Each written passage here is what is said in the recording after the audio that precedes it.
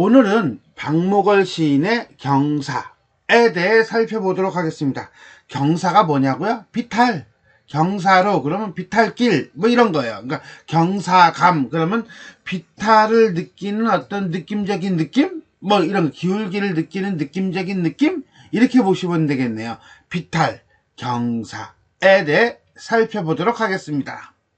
이 시는 점차 나이가 들며 느끼는 감정을 긍정적으로 노래한 작품입니다. 화자는 자신이 늙어가는 일을 무거운 젊음의 구두를 벗고 가뿐한 신발을 신은 채 내리막길을 걸어 바다에 이르는 일에 빗대면서 그것이 유자나무에 유자가 열리고 귤나무에 귤이 열리는 것처럼 자연의 섭리를 따르는 것이라는 깨달음을 제시하고 있는 시입니다. 자, 그러니까 결국은 늙음이라는 것을 받아들이는 자세, 이렇게 이해하시면 되겠네요. 그럼 경사, 비탈길은 결국 뭡니까? 내려가는 거죠. 내려가는 거니까 뭐야? 죽음을 향해 내려간다, 이렇게 이해하면 조금 더 쉬울란가? 아무튼 간에 어떤 내용인지 한번 살펴보도록 하겠습니다. 유자낙에서 유자가 열리고, 유자낙 할 때 이 낙은요, 나무예요. 나무에 대한 약간 고어투거든요. 그거 알고 들어가면 좋겠네요.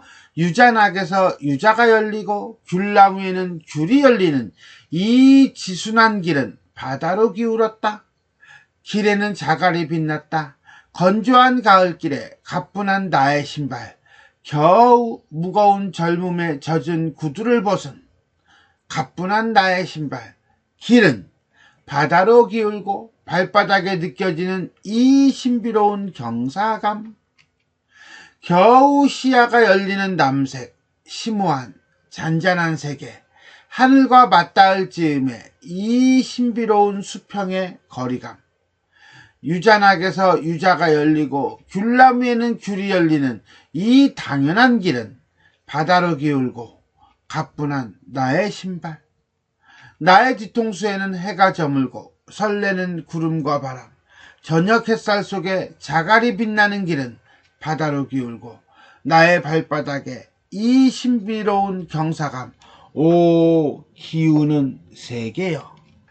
한 연이 한 행으로 이루어져 있어요. 그죠? 쭉 문장은 한 2개에서 한 3개 정도의 문장으로 이루어져 있는데 산문적인 요소가 되게 강한, 그 다음에 반복적인 요소가 되게 강한 그런 작품이다 라고 볼 수가 있겠네요.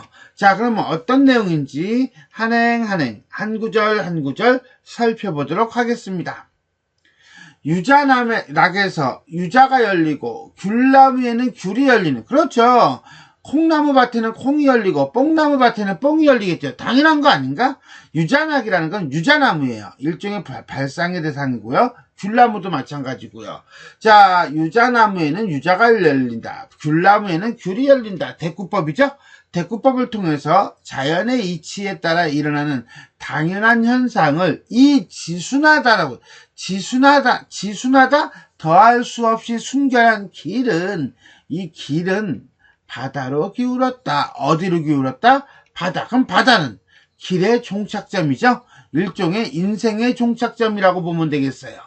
그러면서 이 길이 바다로 기울었으니 인생의 일종의 내리막길을 노래하고 있다라고 보시면 됩니다. 어떻게 보면 길을 통해서 화자의 처지를 보여주고 있네요. 1년은요, 유자나무와 귤나무가 있는 바다로 기운 길.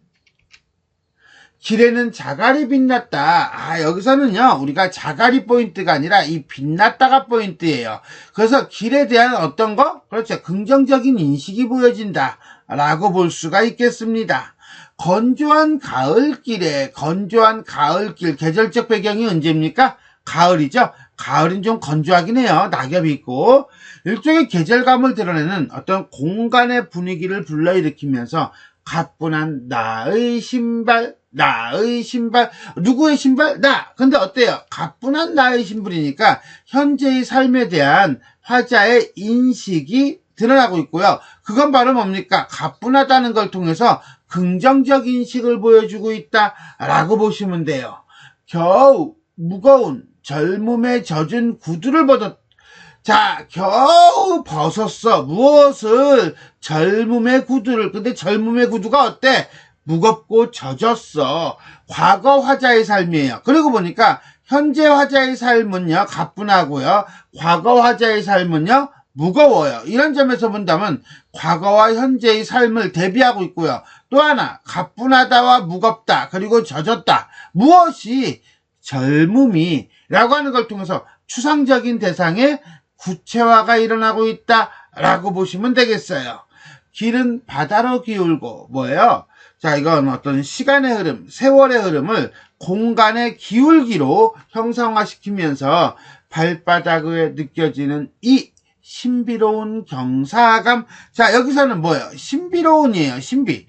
이 내리막길을 신비롭다라고 표현하고 있다는 건요, 결국 이것도 나이 들어감에 따른 어떤 느낌을 긍정적으로 표현하고 있다라고 보시면 돼요. 2연 보겠습니다. 2연은요, 가뿐한 신발을 신고 걸으며 느끼는 신비로운 경사감이라고 보면 되겠네요. 겨우 시야가 열리는, 겨우 바라볼 수 있게 된 남색, 심오한, 잔잔한 세계. 자, 이거는 남색이라든가 아니면 쉼표, 문장 보죠? 요걸 통해서 어떤 바다가 가지고 있는 시각적 이미지를 드러내고 있는데, 결국 내리막길의 끝인 바다죠. 하늘과 맞닿을 즈음 수평선 즈음의 이 신비로운 수평의 거리감.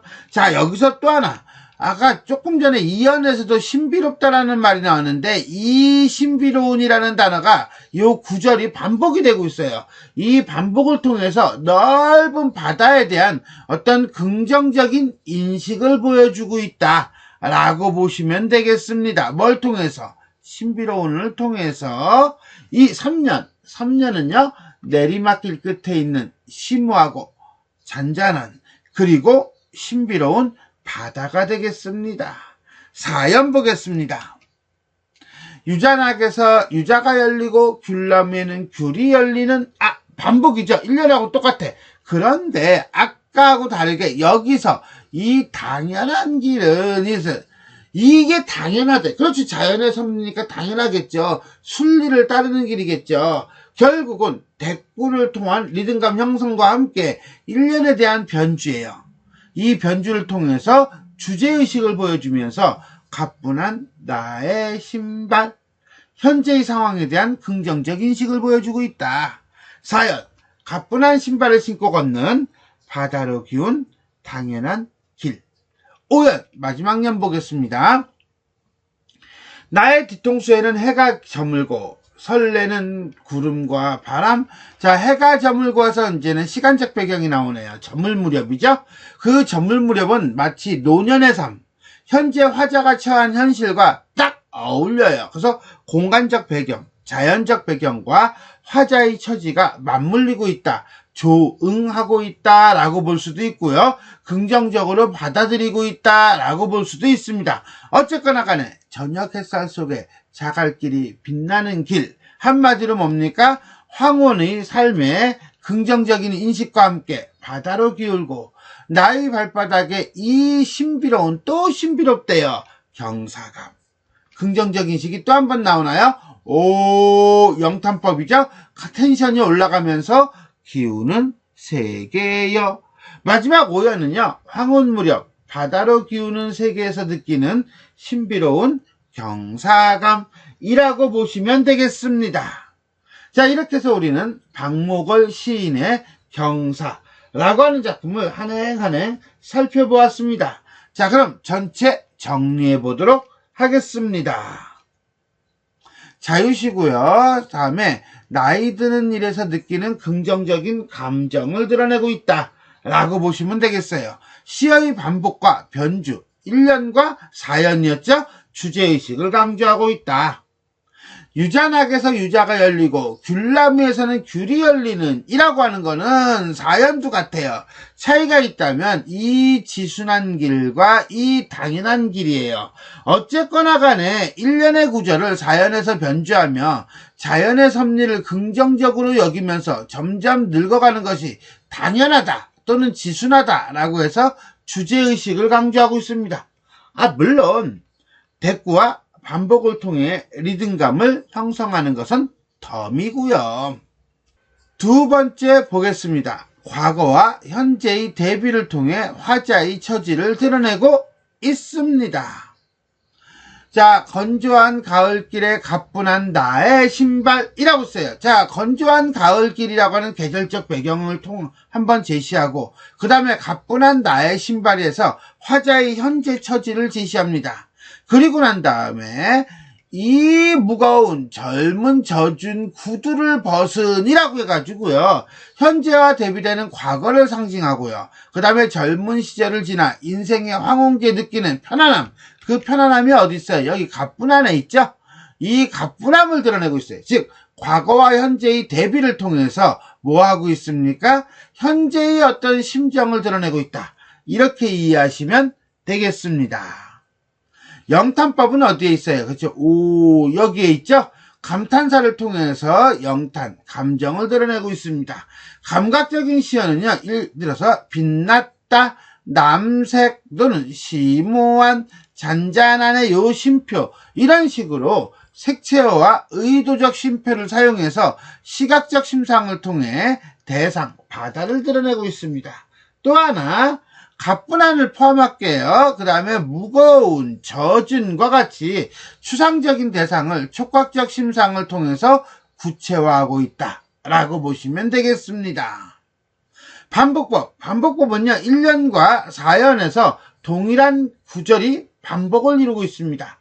그리고 난 다음에 이 지순한 길과 이 당연한 길이라고 하는 걸 통해서 자연의 이치에 따라 일어나는 당연한 변화를 인식했음을 강조하고 있습니다. 그런데 반복이 여기에만 있는 것은 아니에요. 자, 이 신비로운 경사감의 2연이죠. 그 다음에 또 이제는 3년에서 이 신비로운 수평의 거리감, 그 다음에 또 이제는 5연에서 이 신비로운 경사감 해서 신비로운이라는 단어가 계속 반복이 되고 있어요. 이것은 나이가 들에 따라 느끼는 긍정적이고 어떤 놀라운 감정을 부각하는 효과를 갖는다.